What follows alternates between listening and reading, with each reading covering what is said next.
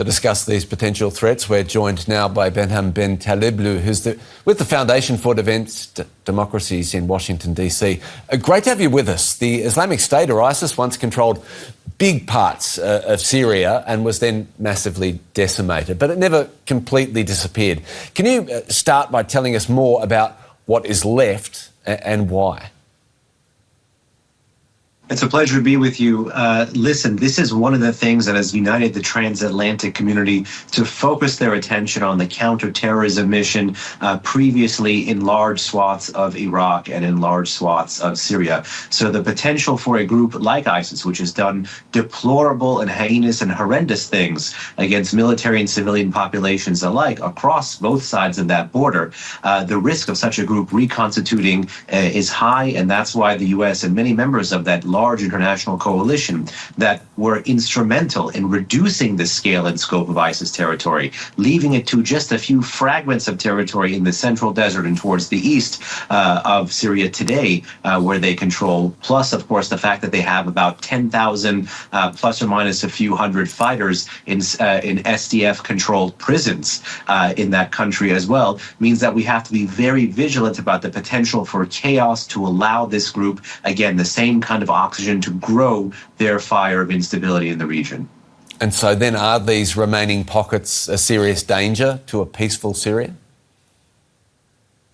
Indeed, there's lots of serious dangers to a peaceful Syria, whether that's whether people who have been using guns to get into government will put down guns once they have government, about the views, values and interests of large swaths of the Syrian population, which have remained largely peaceful as the revolution turned into a civil war, turned into a multi-front foreign conflict. We have many reasons to be concerned about different cycles of violence in Syria coming out. This is just one of them. There is interference or interest from several sides in Syria. Israel targets weapons and munitions depots. Turkey aims at the Kurds in the north, and the US attacks ISIS targets. So lots of interest, lots of people focused on what's happening here.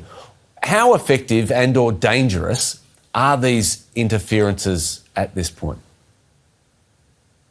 Well, these interferences by this point in time, late 2024, have essentially shaped Syrian politics and what's left of Syria's security strategy today. Obviously, of course, there's no core central government there, but the ability of Israel, for example, to go after Assad regime-controlled assets or former Assad regime-controlled assets, like elements of its chemical weapons program, elements of its missile program, elements of its Navy and Air Force reportedly today, that is a sign. The fact that Turkey has used Arab militants and elements of its own government to try to make sure that the Kurdish-led regions in the north and east do not find a way to connect with one another to form a large autonomous zone. So really these foreign interferences, which used to empower local forces or target certain local actors early on in the Syrian civil war, have now made it the defining feature of foreign relations with Syria. So certainly keep your eyes on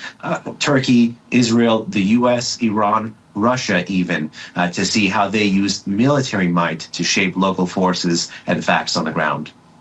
All eyes are currently, to some extent, on Hayat Tahrir al-Sham group, or HTS. The outgoing Biden administration still has a bounty on al-Jilani and considers the group a terror group, as do many other countries. Is this about to change anytime soon? One indeed does wonder if this is about to change, and one indeed does wonder why the U.S., which has used drones, for example, to go after many al-Qaeda-linked or al-Qaeda-backed fronts, forces, affiliates across a whole host of jurisdictions in Asia and the Middle East and Africa, for example, have not in the past few years, when there was that stalemate, go after more of HTS forces, and even the HTS leader, Mr. Jolani, that you mentioned.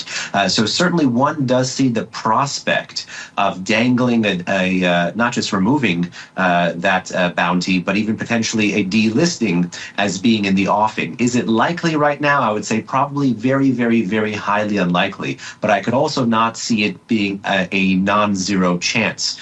So I think anything is on the table if there's a fundamental change in behavior by forces on the ground. What we can't be forced into, however, is a false sense of security where the U.S. prematurely rewards something and then you have a reversion to pretty bad behavior. And given the fact that HTS has been very sophisticated, particularly when compared with other jihadist or Islamist groups in the region, in terms of its messaging, in terms of how it's been quote-unquote governing recently, that leaves a lot of room for skepticism, and a significant time will have to pass before any reward or before any significant change in U.S. policy, at least in my view, towards this group is given. Now is fundamentally the testing period to see if people will live up to their words.